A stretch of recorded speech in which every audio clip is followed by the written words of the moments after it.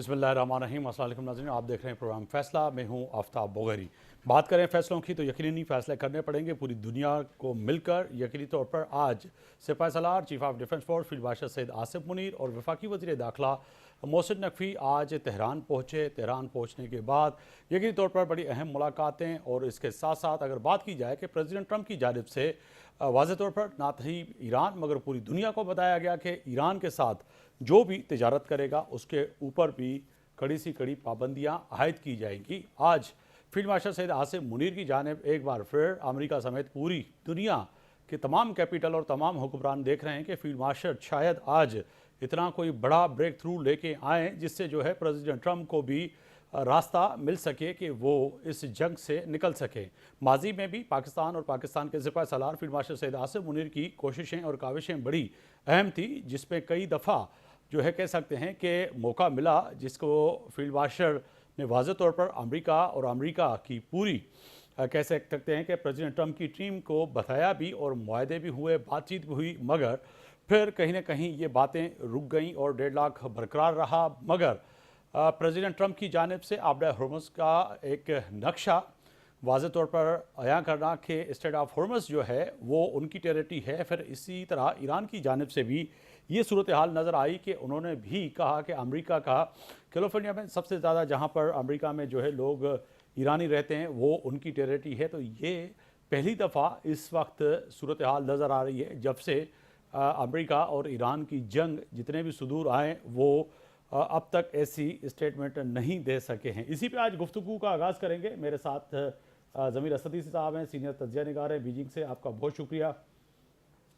फैज़ुर रहमान साहब हैं, सीनियर तज्ज़िया निगार हैं वाशिंगटन डीसी से, हमें ज्वाइन कर रहे हैं, आपका बहुत शुक्रिया। आगा मोहम्मद साले साहब है, अमेरिकन सियासतदान हैं, आपका भी बहुत शुक्रिया। तीनों को डॉक्टर मुनव्वर हुसैन साहब भी हैं, माहिर बैनुल अक़वामी उमूर, आपका बहुत शुक्रिया। तीनों मेहमानों का शुक्रिया। ज़मीर असदी साहब, सबसे पहले तो आज फील्ड मार्शल सैयद आसिफ मुनीर का जो है दौरा उसको आप कैसे देख रहे हैं? और दूसरी जानिब ये भी बात हुई कि प्रेसिडेंट ट्रंप की जानिब से कि जो भी कारोबार या फिर लेन देन या फिर तिजारत करेगा उस पर भी पाबंदी आयद होगी। बीजिंग और चाइना ने भी इसका जवाब रद्द-ए-अमल दिया है, आपका नुक्ता नज़र सर? बहुत शुक्रिया। और देखें, chief of defence forces, chief of army staff general Asim Munir साहब आज एक बहुत ही इम्पोर्टेंट और सिग्निफिकेंट विजिट पे तेहरान में मौजूद हैं।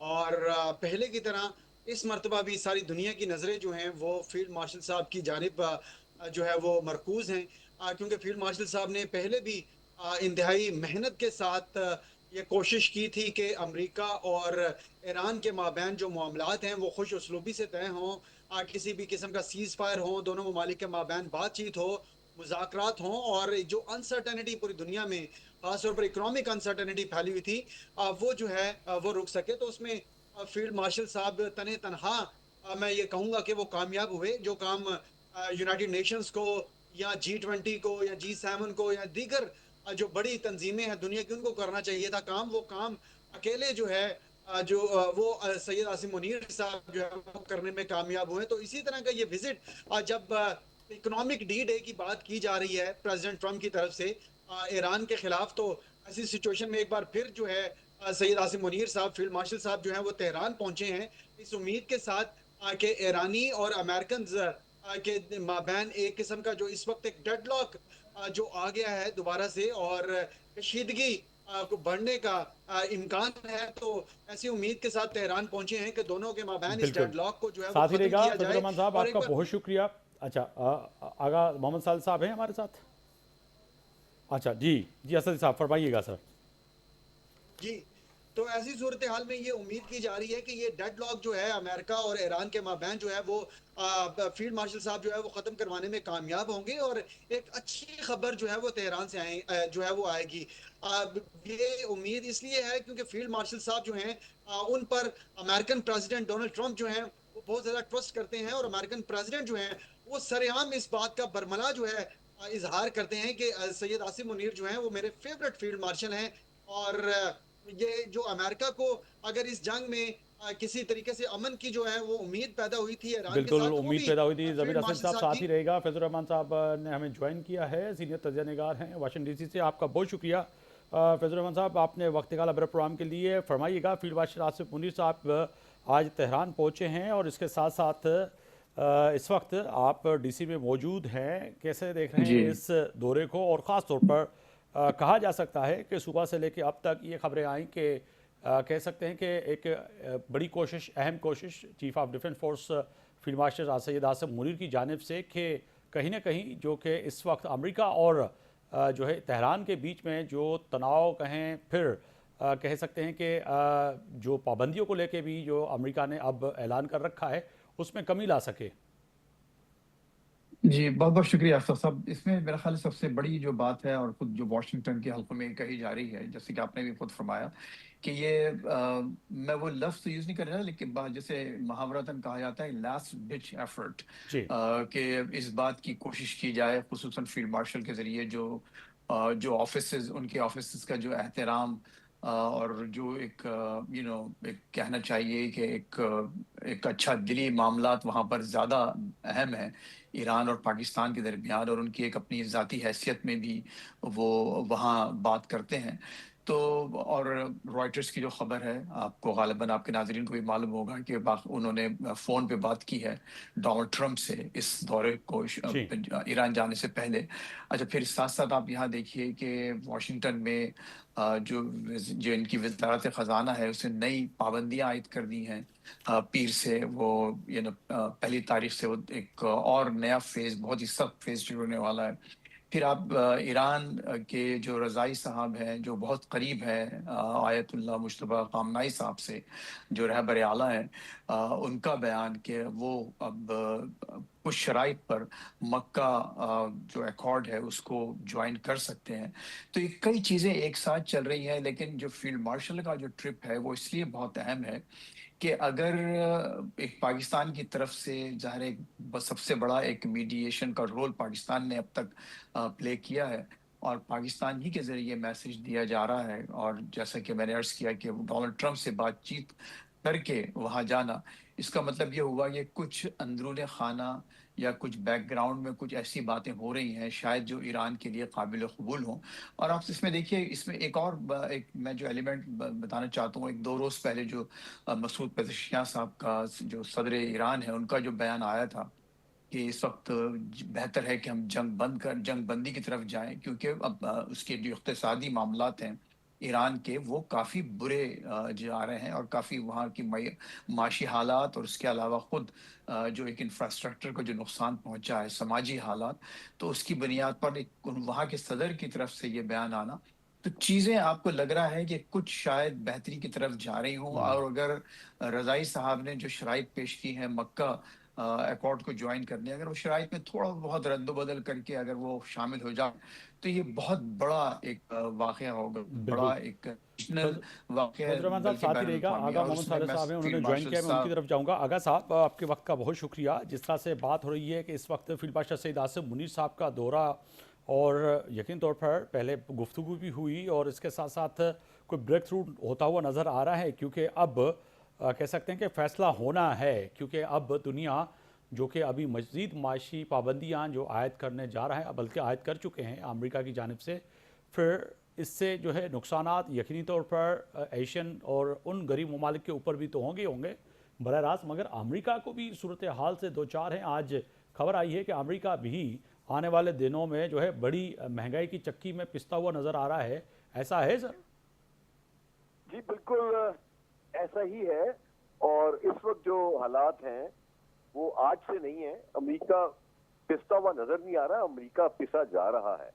ना सिर्फ अमेरिका पिसा जा रहा है, बल्कि पूरा यूरोप इसकी लपेट में है। और इस तरह के जो फैसले होते हैं पाबंदियों के और इन हालात के, उनमें डेफिनेटली पूरी दुनिया की मईशत खराब होती है, और हम उस तरफ जा चुके हैं।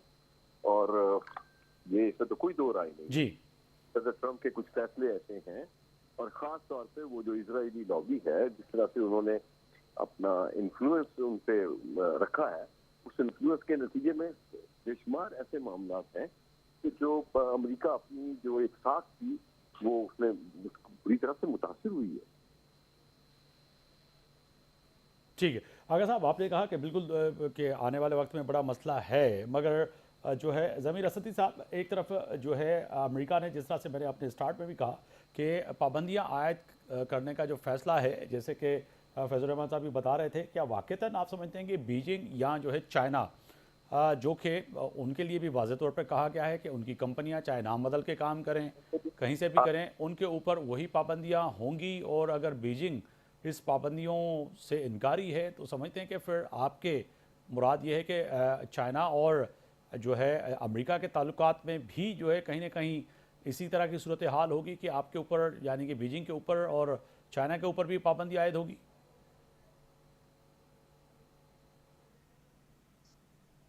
जो मामला है ईरान और अमेरिका का, जी। डे वन से बड़ा क्लियर है इस हवाले से। और चीन ने हमेशा सिंस डे वन, जब से फरवरी में अमेरिका ने, इसराइल ने मिलकर ईरान पे अटैक किया, तब से चीन ने कहा है कि ये जो मामला है ये बातचीत के जरिए, डायलॉग के जरिए और डिप्लोमेटिक एफर्ट्स के जरिए जो है ये हल हो सकता है।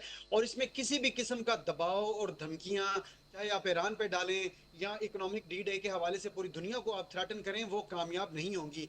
और ये दुनिया बदल चुकी है। हमें ये देखना होगा कि अमेरिका की गुज़िश्ता 20-25 सालों में जो एडवेंचर्स चले हैं, उसमें अमेरिका को मिलिटरली या डिप्लोमेटिकली या पॉलिटिकली क्या कामयाबियां मिली हैं, सिवाय इसके कि ट्रिलियंस ऑफ डॉलर्स अमेरिका ने जाया किए हैं। और अब ये जो ईरान वाला एडवेंचर अमेरिका ने किया है, इसमें अमेरिका की तमाम जो अस्करी, जो इनकी स्ट्रैटेजीज थी, जो इकोनॉमिक या पॉलिटिकल जितना भी ये मामला था, वो पूरी दुनिया के सामने एक्सपोज हो गया है। तो चीन इस हवाले से बड़ा क्लियर है कि चीन जो है वो किसी भी तरह ईरान और ईरान के खिलाफ जितने भी अमेरिका के इकदाम हैं या इसराइल के इकदाम हैं, उनको किसी भी तरह इंडोर्स नहीं कर सकता। चीन ने हमेशा डायलॉग की और इंगेजमेंट्स की बात की है। और जहां चीन और अमेरिका के ताल्लुकात की आपने बात की, तो देखें डोनाल्ड ट्रंप साहब जब अभी उन्होंने कुछ अरसा पहले चीन का विजिट किया, तो उन्होंने चीन के साथ अपने डिप्लोमेटिक या इकोनॉमिक रिलेशंस जो हैं उनको नॉर्मलाइज करने की कोशिश की। चीनी कंपनियों को, चीनी सदर को ये दावत दी कि आप आएं और अमेरिका में इन्वेस्ट करें। इसी तरह अमेरिकी कंपनियों को, और जो बड़े बड़ा जो एक डेलीगेशन लेके आए जिसमें एलॉन मस्क थे और दूसरे लोग एनवीडिया के मालिक और दीगर लोग जो है वो मौजूद थे, उनको लाने का मकसद ये था कि वो ये दिखाना चाहते थे कि हम चीन में इन्वेस्ट करना चाहते हैं और चीन के साथ अपने इकोनॉमिक रिलेशंस जो है वो बेहतर करना चाहते हैं। लेकिन उनके दौरे के बाद हुआ क्या कि आज भी या पिछले वीक की आप खबरें देखें तो मुख्तलिफ चीनी कंपनियों पर मुख्तलिफ हीलो बहानों से मुख्तलिफ किस्म की इकोनॉमिक सैंक्शंस जो हैं वो लगाई जा रही हैं।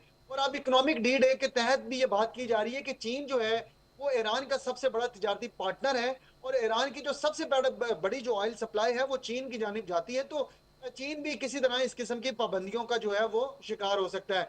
मैं आपको बड़ी इंपॉर्टेंट बात बताऊं कि आज चीनी सदर शी जिनपिंग जो हैं, चीनी वजीर खारजा वांग यी जो हैं और चीनी वजारत खारजा जो है, उनके स्पोक्स पर्सन, तीनों की जानिब से बड़ी एक कैटेगोरिकल, बड़ी बोल्ड स्टेटमेंट्स जारी की गई हैं कि चीन जो है इस किस्म की जो धमकियां जो दी जा रही हैं कि जनाब जो ईरान के तिजारती पार्टनर्स हैं उनके खिलाफ जो है किसी किस्म की इकोनॉमिक सैंक्शंस लग सकती हैं, तो चीन को जो है वो किसी किस्म की धमकियों से मरूब नहीं किया जा सकता। और चीन जो है अपने स्ट्रेटेजिक इंटरेस्ट के मुताबिक जो है अपने तिजारती पार्टनर्स के साथ जो है वो बातचीत करता है और अपने मामलात को वो हल करता है। एक और बड़ी इंपॉर्टेंट बात जो है कि आपको पता है कि एशिया पैसिफिक इकोनॉमिक कोऑपरेशन की जो लीडर्स की मीटिंग है वो चीन में होनी जा रही है नवंबर में। उसके लिए अमेरिकन प्रेसिडेंट डोनाल्ड ट्रंप जो है वो चीन का विजिट करेंगे। और आपको याद होगा कि अमेरिकन प्रेसिडेंट डोनाल्ड ट्रंप ने दौरा चीन के माबैन चीनी सदर शी जिनपिंग को भी अमेरिका का विजिट करने की दावत दी थी। तो ये आगे बड़ी दो मुलाकातें फैज़ुर रहमान साहब गाहे को तरफ पगाहे जो जाऊंगा। है। फैज़ुर रहमान साहब, एक तरफ जो है इन्वेस्टमेंट की बात, प्रेसिडेंट ट्रंप के आने के बाद एक तो टैरिफ की जंग लड़ी गई, पूरी दुनिया पे टैरिफ आयद किया गया और उस पर जो है कई जो है ममालिक को लेके हिंदुस्तान समेत पाकिस्तान समेत पूरी दुनिया पे आयद किया गया। दूसरी जानिब से फिर कहा गया कि खुद सादा कंपनियां और यहाँ पे इन्वेस्टमेंट आए और लोग पैसे लाएं और यहाँ पे आके लगाएंगे, जैसे कि यहाँ के लोगों को रोज़गार मिले। अब जो आज का फैसला देखते हैं, इससे तो फिर आगे जाके मज़ीद मुश्किलात का सामना नहीं होगा ट्रम्प इंतज़ामिया को, अमेरिकन को, कि जी आप एक तरफ कह रहे हैं कि यहाँ पे आएँ लोग इन्वेस्ट करें, जैसे कि ज़मीर असदी साहब फरमा रहे थे कि उन्होंने खुद उनको कहा प्रेसिडेंट जो है प्रेसिडेंट ट्रम्प ने कि जी आप आएँ इन्वेस्ट करें। दूसरी जानब अगर पाबंदियाँ आयद होती हैं तो ये बहुत बड़ा नुकसान नहीं होगा अमेरिका की इकनॉमी को? बिल्कुल, अफ़सार साहब सही फरमाया आपने। असदी साहब की जो बातें हैं वो बहुत ही उन्होंने बहुत अच्छा उसको अहाता किया है। देखिए इस वक़्त इसमें कोई शक नहीं है कि ट्रम्प साहब तो बज़ाते खुद तो बहुत मुश्किलात का शिकार हैं। यानी उनकी अपनी प्रेसिडेंसी, उनकी अपनी सदारत की जो है लेम डक सदारत होने वाली है अगर नवंबर में उनकी पार्टी इलेक्शंस हार जाती है कांग्रेस के। दूसरी बात ये है कि वो अगर वो इलेक्शन हार जाते हैं तो वो तो एक तीसरी बार इम्पीच हो सकते हैं और बल्कि अगर सेनेट में भी अक्सरियत आ जाए और रिपब्लिकन्स कुछ उनका साथ दे तो उनकी पार्टी से मिलकर डेमोक्रेट्स उनको रिमूव भी करने की सलाहियत रखते हैं ऑफिस से। तो ये तो उनकी अपनी लेगेसी, उनकी अपनी सदारत, उनके अपनी मौजूदा हालात, उनकी जाती हैसियत में भी बड़े मामलात इस वक्त उनके खराब चल रहे हैं। लेकिन उसके अलावा अगर आप अमेरिका में देखें तो देखिए बहुत एक दो चार रोज पहले बहुत शोर हुआ था कि $40 ट्रिलियन का इस वक्त कर्जा हो चुका है अमेरिका पर। और आपको मालूम है कि हर साल 2 ट्रिलियन, तकरीबन $2 ट्रिलियन इस डेफिसिट में जमा हो रहे हैं। यानी हम इस वक्त जो अमेरिका का जो बजट डेफिसिट है हर जी, साल वो $2 ट्रिलियन, यानी अगर आप उसको इमेजिन करें कि $2 ट्रिलियन जो है कितनी बड़ी रकम होती है। कई मुल्कों का बजट, पाकिस्तान का बजट उससे कहीं ज्यादा कम है सालाना। तो ये सिर्फ डेफिसिट चल रहा है। तो ये एक सस्टेनेबल सूरत हाल नजर नहीं आ रही है अमेरिका को और अमेरिकी अवाम और जो पॉलिसी मेकर्स को है। अच्छा, फिर साथ साथ जैसे खुद अभी आपने फरमाया कि उन्हें जितने फ्रंट्स खोल दिए। अब देखिए कनाडा के साथ एक खुली जंग शुरू हो गई। यानी बिल्कुल। कोई सोच भी नहीं सकता था कि एक ऐसा मुल्क जो इंतहाई इनका दोस्त है, जिसके बॉर्डर्स तकरीबन ना होने के बराबर, आमदोर वगैरह हर चीज, वो उससे इस किस्म के ताल्लुकात होंगे कि आप बाकायदा 50% से ज्यादा उन पर टैरिफ्स लगाएंगे और उन्होंने भी आप पर 50% टैरिफ लगा दिया है। तो अच्छा, फिर आप अगर चाइना का मामला देखिए, चाइना का आपका सवाल बहुत अहम था। चाइना जो है वो किसी भी सूरत में, उसकी अपनी तारीख भी है और उनकी अपनी जो मौजूदा पॉलिसी को आप देखें, वो कन्फ्रंटेशन नहीं चाहते। उनका पूरा जो जोर है वो तिजारत पर और डिप्लोमेसी पर है। और वो यही चाहते हैं कि किस तरह से मामलात को सुलझा कर और अफाम और तफहीम के साथ हल किया जाए। तो वो मैं नहीं समझता कि ईरान के मामले पर वो बयानात के अलावा कोई भरपूर इकदाम करेंगे या कोई स्टैंड लेंगे अमेरिका के खिलाफ। जो ईरान है, इसमें कोई शक नहीं कि ईरान के लिए तो चाइना सबसे बड़ा पार्टनर है, लेकिन चाइना के लिए ईरान अभी भी एक छोटा एक पार्टनर है उनकी ओवरऑल जो स्कीम ऑफ थिंग्स में। तो बिल्कुल। क्या वो इसको जरूर देखेंगे कि क्या हमें कोई ऐसा एक्शन लेना चाहिए कि अगर ईरान से हम तिजारत नहीं कर सकते तो क्या हम अपने मामलात अमेरिका के साथ इतने बिगाड़ लें कि हमें पूरी दुनिया के दीगर जो हिस्सों में, और खुद अमेरिका के साथ जो तिजारत करता है, सबसे बड़ा पार्टनर है अमेरिका का, दोनों एक दूसरे के बहुत बड़े पार्टनर्स हैं, तो क्या हम उसको भी हर्ट करें? तो ये सब प्रेसिडेंट शी के लिए भी एक बहुत अहम वक्त है कि वो फैसला, और मुझे यकीन यही है कि वो फैसला यही करेंगे कि निगोशिएशंस को और डिप्लोमेसी को ज्यादा अहमियत दिया है। और बिल्कुल। जो बैकग्राउंड में खुसूसन पाकिस्तान के साथ, कतर के साथ, और जो लोग भी इसमें मीडिएटर्स का रोल प्ले कर रहे हैं और स्टेक होल्डर्स हैं, तो चाइना अपना वजन जरूर इस्तेमाल करेगा। लेकिन बिल्कुल। इसमें कोई शक नहीं है कि अमेरिका इस वक्त इस जंग के हवाले से बहुत मुश्किलात का शिकार है। आगा साले साहब, मैं आपकी जानिब पाऊँगा। अगरचे कहा जाए कि अमेरिका बहुत मुश्किलात का सामना किए हुए हैं, मगर इसके साथ साथ सर विक्रम की भी बात की, जैसे जो है फैज़ुर रहमान साहब ने, कि इसके साथ साथ सेनेट की भी बात हुई। तो वाक़ईतन लग रहा है कि इस वक्त ग्राउंड पे जो है, जो आम अमेरिकन हैं, वो भी सोचते हैं कि प्रेसिडेंट ट्रम्प और उनकी जो है पूरी की पूरी पार्टी, जिस तरह से अभी हमने हालिया जो है कह सकते हैं कि जो पोल देखें, उसमें भी कहीं ना कहीं सूरत हाल प्रेसिडेंट ट्रम्प के लिए बेहतर होती हुई नज़र नहीं आ रही। तो आने वाले वक्त में मिड ट्रम्प में आप समझते हैं कि वाक़ईतन बहसीत सियासतदान के प्रेसिडेंट ट्रम्प और उसकी पार्टी के लिए बहुत बड़ा धचका होगा? क्योंकि अभी भी देखा कि जहाँ पे जूइश लॉबी जिस कैंडिडेट को सपोर्ट कर रही थी वो हारता हुआ नज़र आ रहा है। जी बिल्कुल ऐसा ही है। मिड टर्म इलेक्शन सदर ट्रंप के जवाल की इलामत बनता नजर आ रहा है मुझे। और जो हालात हैं, क्योंकि इस इलेक्शन से पहले यानी जो नवंबर, उसमें डेमोक्रेट्स ने वोट दिए थे जी। सदर ट्रंप को। और न्यूयॉर्क जैसी स्टेट जो डीप ब्लू स्टेट है, उस ब्लू स्टेट से सदर ट्रंप को 1 मिलियन से ज्यादा वोट मिले थे। अब उस तमाम तनाजुर को अगर सामने रखा जाए तो वोट इसलिए मिले थे कि वो जंगों के मुखालिफ थे। अब दुनिया की तीसरी आलमी मईशत की जंग जो छिड़ गई है, जिसे लोग तस्लीम करने के लिए तैयार नहीं है, इसका बाकायदा डिक्लेरेशन नहीं हो रहा, मैं समझता हूं कि सदर ट्रंप की इम्पीचमेंट का रास्ता भी मुझे नजर आ रहा है कि जो हालात उन्होंने पैदा किए हैं, जिस तरह से उन्होंने जंग में एक ऐसा किरदार अदा किया है जी जो मैं मुनासिब ही नहीं था उनके लिए। जो वादे उन्होंने अपनी पहली टर्म में किए थे, दूसरी टर्म में किए थे, तीसरी टर्म उनकी जो आखिरी टर्म है, एक टर्म तो वैसे ही उन्हें इक़्तिदार नहीं मिला, तो ये जो आखिरी टर्म है, इस टर्म में सदर ट्रंप अपने लिए इम्पीचमेंट का रास्ता खोलते हुए नजर आ रहे हैं।